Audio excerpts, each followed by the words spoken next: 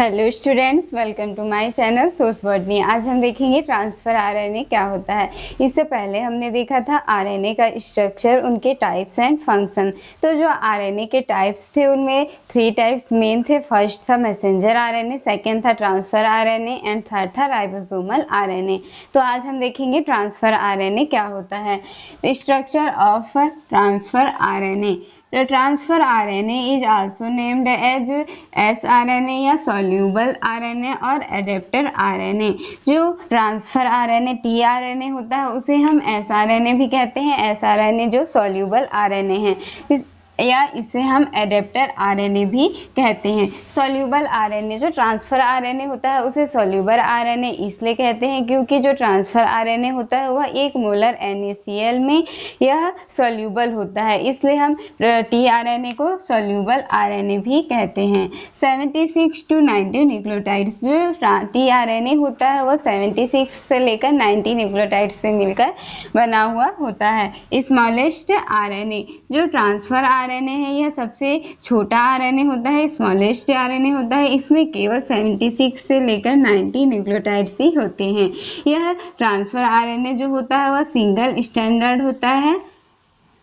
इसके बाद हम देखेंगे इसका structure. RNA polymerase third synthesized transfer RNA जो आरएनए पॉलीमरेज थर्ड एंजाइम होता है उसके द्वारा ट्रांसफर आरएनए को सिंथेसाइज किया जाता है। 10 to 15% of total cellular RNA is transfer RNA. जो टोटल सेल्यूलर आरएनए होता है उसका 10 से लेकर 15% ही ट्रांसफर आरएनए होता है। इसके बाद हम देखते हैं unique features of transfer RNA. जो ट्रांसफर आरएनए है उनके कुछ यूनिक फीचर्स हैं, जैसे प्रेजेंस ऑफ अनयूजुअल बेसिस। जो ट्रांसफर आरएनए होता है उनमें अनयूजुअल बेसिस होती है। अनयूजुअल बेसिस वे बेसिस हैं जो मॉडिफाइड हो चुकी होती है और इस ट्रांसफर आरएनए में प्रेजेंट होती हैं। In addition to usual nitrogenous bases adenine, uracil, guanine, cytosine, tRNA contains number of unusual bases। जो ट्रांसफर आरएनए होता है उनमें नाइट्रोजनी बेसिस जैसे एडेनिन, ग्वानिन, यूरेसिल एंड जो साइटोसिन होता है वह प्रेजेंट होता है। इसके अलावा इनमें अनयूजुअल बेसिस वो प्रेजेंट होती हैं जैसे कि pseudo uridine and dihydroxy uridine, pseudo uracil. यह सभी जो अनयूजुअल बेसिस होती हैं वह ट्रांसफर आरएनए में प्रेजेंट होती है। Structure of tRNA। जो tRNA का स्ट्रक्चर क्या होता है, इसमें हमने देखा जो अनयूजुअल बेसिस कौन कौन से हैं, जैसे आइनोसिन। यह एडेनिन का मॉडिफाइड न्यूक्लियोटाइड होता है जो आइनोसिन में चेंज हो जाता है और यह ट्रांसफर आरएनए में प्रेजेंट होता है। इसी प्रकार यूरेसिल जो होता है वह स्यूडो यूरेसिल में चेंज हो जाता है और जो यूरिडीन होता है वह डाईहाइड्रोक्सी यूरिडीन में चेंज हो जाता है। यह अनयूजुअल बेसिस जो होती है वह ट्रांसफर आरएनए में प्रेजेंट होती है। इन अनयूजुअल बेसिस का कार्य हम देखेंगे तो हम देखते हैं कि जो ट्रांसफर आरएनए होता है वह साइटोप्लाज्म में फ्रीली फ्लोटिंग करता हुआ होता है। तो जो आरएनए द्वारा डिहाइड्रेशन होता है उनसे यह जो अनयूजुअल बेसिस होती हैं इन्हें प्रोटेक्ट करने का काम करती है ट्रांसफर आरएनए को। इसके बाद हम देखते हैं स्ट्रक्चर ऑफ ट्रांसफर आरएनए। जो tRNA का जो स्ट्रक्चर होता है वह मेनली 3 स्ट्रक्चर है। फर्स्ट होता है प्राइमरी स्ट्रक्चर, यह लीनियर सीक्वेंस में होता है। सेकंड होता है सेकेंडरी स्ट्रक्चर। जो tRNA होता है उसको सेकेंडरी स्ट्रक्चर के लिए एक मॉडल दिया गया है जिसे हम क्लोवर लीफ मॉडल कहते हैं। इस मॉडल में यह जो ट्रांसफर आरएनए का स्ट्रक्चर होता है वह क्लोवर लीफ के समान होता है। इनमें 3 हेयरपिन लूप्स होते हैं।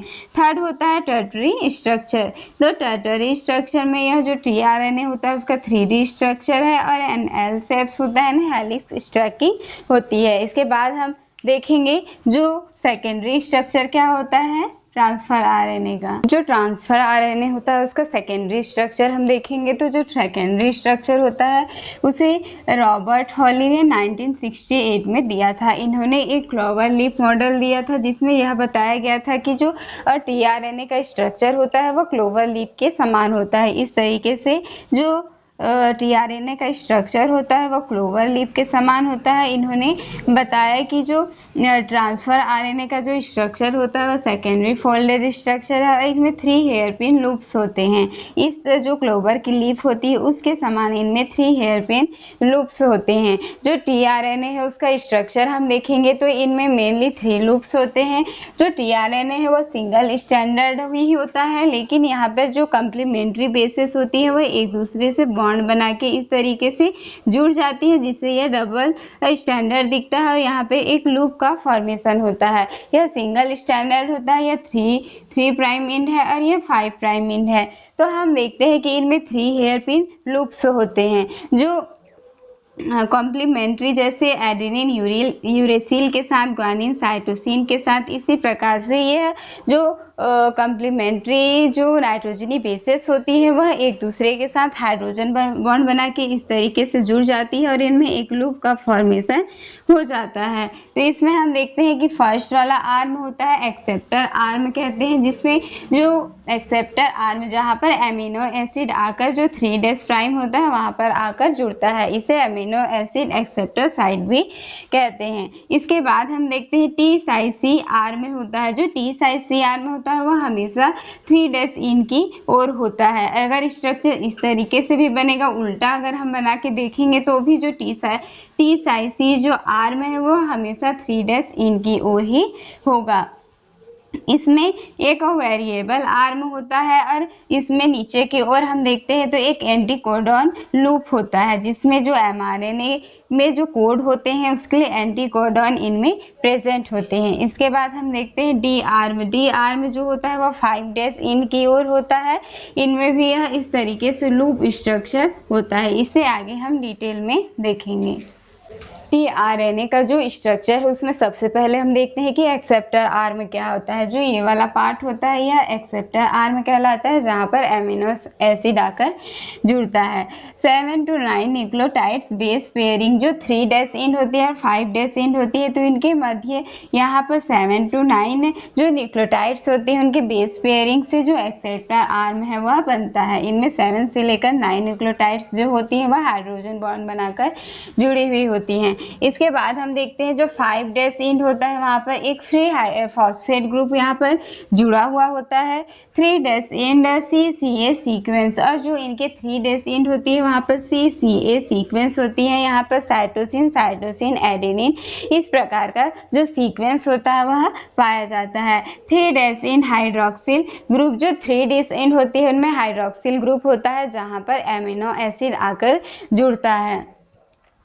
इस तरीके से हम देखते हैं कि जो एमिनो एसिड होता है वह 3' के जो फ्री हाइड्रोक्सिल ग्रुप होती है वहाँ पर आकर एस्टर बॉन्ड बना लेता है। ये वाला एस्टर बॉन्ड है और आकर यहाँ पर एमिनो एसिड जुड़ जाता है। फर्स्ट प्रोसेस एमिनोसाइलेशन, यह जो टीआरएनए की एमिनोसाइलेशन की फर्स्ट प्रोसेस होती है जहाँ पर एमिनो एसिड आकर जुड़ता है। CCA सीक्वेंस, इनमें हमने देखा कि जो 3' एंड होती है वहाँ पर CCA सीक्वेंस होती है। इनमें साइटोसिन एडेनिन जो सीक्वेंस होता है। एंजाइम टीआरएनए रिकॉग्नाइजेशन, जो CCA सीक्वेंस होता है यह एंजाइम द्वारा जो ट्रांसफर आरएनए होते हैं उनकी रिकॉग्निशन के लिए, उनकी पहचान करने के लिए उनमें हेल्प करता है। इस सीक्वेंस के द्वारा ही जो एंजाइम होते हैं वह टीआरएनए को रिकॉग्नाइज करते हैं।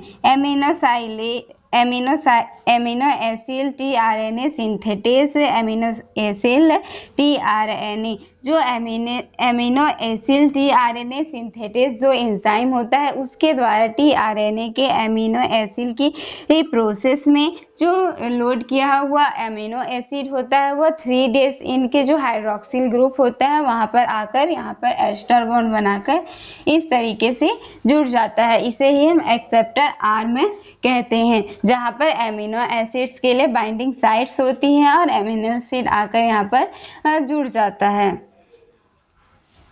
इसमें हम देखते हैं कि जो एमिनो एसिड होता है वह किस तरीके से जुड़ा हुआ होता है। इनमें जो फर्स्ट 3' इन पर जो एडेनिन जो न्यूक्लियोटाइड होती है यह पूरा न्यूक्लियोटाइड का स्ट्रक्चर है, जिसमें शुगर जुड़े हुए हैं, नाइट्रोजनी बेसिस एंड फॉस्फेट ग्रुप जुड़ा हुआ है। तो इनके जो 3 कार्बन एंड पे जो 3 कार्बन पोजीशन पर जो फ्री हाइड्रोक्सिल ग्रुप होता है वहाँ पे आकर एस्टर बॉन्ड बनाकर जो यह एमिनो एसिड होता है वह आकर यहाँ पर जुड़ जाता है। इसे ही हम एक्सेप्टर आर्म कहते हैं, जहाँ पर 3 डेसिन के जो हाइड्रोक्सिल ग्रुप होता है वहाँ पर एमिनो एसिड आकर जुड़ जाता है। इसके बाद हम नेक्स्ट हम देखते हैं डी आर्म क्या होता है। ये वाला जो पार्ट होता है डी आर्म है, ये हमेशा 5 डेज जो इन होते हैं उसकी तरफ होता है यह डी आर्म। इसमें हम देखते हैं कि इनमें 3 से 4 बेस पेयर्स का स्टेम होता है। इनमें जो 3 से 4 जो बेस पेयर्स होती है, इनमें जो 3 न्यूक्लियोटाइड्स होती हैं वह हाइड्रोजन बॉन्ड द्वारा जुड़ी होती है और एक स्टेम जैसी स्ट्रक्चर बनाती है जो कि डी लूप में समाप्त होता है। डी आर्म में हम देखते हैं कि इनमें डाईहाइड्रोयूरिडीन पाया जाता है। डाईहाइड्रोयूरिडीन क्या होता है? ये एक मॉडिफाइड न्यूक्लियोटाइड होता है। जो डाईहाइड्रोयूरिडीन होता है वह डी आर्म में पाया जाता है। हम देखते हैं कि यहाँ डाईहाइड्रोयूरिडीन प्रेजेंट है, इस कारण इसे हम डी आर्म कहते हैं। Amino acid tRNA synthetase enzyme recognization site. जो amino acid tRNA synthetase enzyme होता है जो एमिनो एसिलेशन की प्रोसेस में इन्वॉल्व होता है, यह इस एंजाइम के लिए एक रिकॉग्निशन साइट के रूप में कार्य करता है। इसके बाद हम देखते हैं कि जो ट्रांसफर आरएनए का टर्टरी स्ट्रक्चर होता है उसमें स्टेबलाइजेशन के लिए यह कार्य करता है। जो डी आर्म होता है वह टीआरएनए के जो टर्टरी स्ट्रक्चर होते हैं उनके स्टेबलाइजेशन के लिए यह इम्पॉर्टेंट रोल प्ले करता है। इसके टी साइज सी आर्म। टी साइज सी आर्म क्या होता है? इसमें हम देखते हैं जो टी है वह थायमिन है, यह साई है जो वह स्यूडोयूरेडिन है और सी साइटोसिन होता है। तो टी साई सी आर्म जो होता है वो हमेशा 3 डेज इन की ओर होता है। इसमें हम देखते हैं कि यह जो साई होता है यह स्यूडोयूरेडिन होता है जो कि मॉडिफाइड न्यूक्लियोटाइड होता है। यह इसके प्रेजेंट होने के कारण ही इसे हम टी साई सी आर्म कहते हैं। इसमें हम देखते हैं कि जो स्टेम लूप होता है वह 5 बेस पेयर्स का होता है। यह जो 5 जो न्यूक्लियोटाइड्स होती हैं वह पेयरिंग में होती हैं। इनमें जो लास्ट में सी एवं जो साइटोसिन एंड ग्वानिन जो होता है वह प्रेजेंट होता है। इस पे देखते हैं कि जो 7 अनपेयर्ड न्यूक्लियोटाइड जो 7 न्यूक्लियोटाइड्स होते हैं वह अनपेयर्ड होते हैं और इनमें स्यूडोयूरेडिन जो मॉडिफाइड न्यूक्लियोटाइड होता है वह प्रेजेंट होता है। यह जो राइबोसोम होता है उसके लिए एक रिकॉग्नाइजेशन साइट के रूप में कार्य करता है। ट्रांसलेशन के दौरान जो राइबोसोम होती है उसके लिए टीआरएनए राइबोसोम कॉम्प्लेक्स बनाने के लिए एक रिकॉग्निशन साइट के रूप में एक काम करता है। इसके बाद हम नेक्स्ट देखेंगे वेरिएबल आर्म क्या होता है। फोर्थ हम देखते हैं वेरिएबल आर्म क्या होता है। वेरिएबल आर्म ये वाला जो पार्ट है यह वेरिएबल आर्म होता है। ये जो टी साइज सी आर्म होती है और जो एंटीकोडॉन जो लूप होती है उनके बीच यह वेरिएबल आर्म पाया जाता है। यह 3 से लेकर 21 न्यूक्लियोटाइड हो सकता है। स्मॉल साइज्ड यह सबसे छोटा होता है। जो अन्य लूप्स होती हैं उनकी अपेक्षा यह छोटा होता है एवं दिखने में डिफरेंट होता है। इसके बाद हम देखते हैं कि यह जो वेरिएबल आर्म होता है वह ट्रांसफर आरएनए में प्रेजेंट भी हो सकता है और एब्सेंट भी हो सकता है। यदि जो ट्रांसफर आरएनए में यह वेरिएबल आर्म एब्सेंट होता है तो उसे हम क्लास 1 टीआरएनए कहेंगे और यदि जो वेरिएबल आर्म इनमें प्रेजेंट होता है तो उसे हम क्लास 2 ट्रांसफर आरएनए कहेंगे। इसके बाद हम देखेंगे एंटीकोडॉन लूप क्या होता है। है कि एंटीकोडॉन लूप क्या होता है। यह जो नीचे वाला पार्ट होता है यह एंटीकोडॉन लूप होता है। इनमें स्टेम भी होती है और लूप भी होती है। इस तरीके से इनमें स्टेम वाला पार्ट भी होता है जिनमें जो न्यूक्लियोटाइड होती है वह बॉन्ड बनाकर जुड़ी हुई होती है और इनमें एक लूप वाला पार्ट होता है जिनमें एंटीकोडॉन्स प्रेजेंट होते हैं। 7 अनपेयर्ड न्यूक्लियोटाइड जो लूप होता है उनमें 7 अनपेयर्ड न्यूक्लियोटाइड प्रेजेंट होते हैं। इन 7 अनपेयर्ड न्यूक्लियोटाइड होता है उसमें हम देखते हैं कि जो 3 एंटीकोडॉन्स प्रेजेंट होते हैं। यह एंटीकोडॉन लूप है। इनमें 3 एंटीकोडॉन लूप प्रेजेंट होते हैं जो कि एमआरएनए के जो कोडॉन्स होते हैं उनके साथ मिलकर उन्हें रीड करते हैं और उनके साथ बाइंड करते हैं। इस मैसेंजर आरएनए में जो कोड होता है उसकी कॉम्प्लीमेंट्री इनमें एंटीकोडॉन्स प्रेजेंट होते हैं और यह इनके साथ जाकर बाइंड कर जाते हैं, इसलिए इसे हम एंटीकोडॉन लूप कहते हैं। इस प्रकार हम पूरे जो टीआरएनए के स्ट्रक्चर में देखते हैं कि एक एक्सेप्टर आर्म होता है जो कि अमीनो एसिड जाकर वहां बाइंड करता है, जिसे हम अमीनो एसिड एक्सेप्टर आर्म कहते हैं। उसके बाद एक टी साइट सी आर्म होता है जो हमेशा 3' एंड की ओर होता है। इसमें एक मॉडिफाइड स्यूडोयूरेडिन प्रेजेंट होता है, इसलिए इसे टी साइट सी आर्म कहते हैं, जो कि राइबोसोम के लिए एक रिकॉग्नाइजेशन साइट के रूप में काम करता है। एक वेरिएबल आर्म होता है जो कि टीआरएनए में प्रेजेंट भी हो सकता है और नहीं भी हो सकता है। इसके बाद हम देखते हैं एक डी आर्म होता है। जो डी आर्म होता है वो हमेशा 5' एंड की ओर होता है और इनमें हम देखेंगे कि यह जो एंजाइम होती है एमिनो एसिड टीआरएनए सिंथेटेज जो एंजाइम होते हैं उसके लिए रिकॉग्नाइज साइट के रूप में काम करता है। इसके बाद हम देखते हैं नीचे होता है एंटीकोडॉन लूप। जो एंटीकोडॉन लूप होता है उनमें एमआरएनए में जो कोडॉन्स होती है उनके लिए जो एंटीकोडॉन्स होते हैं वह प्रेजेंट होते हैं और एमआरएनए के जो कोडॉन्स होते हैं उनके साथ जाकर यह बाइंड कर जाते हैं। इसके बाद हम आगे देखेंगे कि टीआरएनए का फंक्शंस क्या है। फंक्शंस ऑफ टीआरएनए, जो टीआरएनए होता है उनका फंक्शंस क्या क्या है। Help in recognition of amino acid tRNA synthesis enzyme. जो एमिनो एसाइलेशन की जो प्रोसेस होती है उनमें एक एंजाइम होता है amino acid tRNA synthesis enzyme.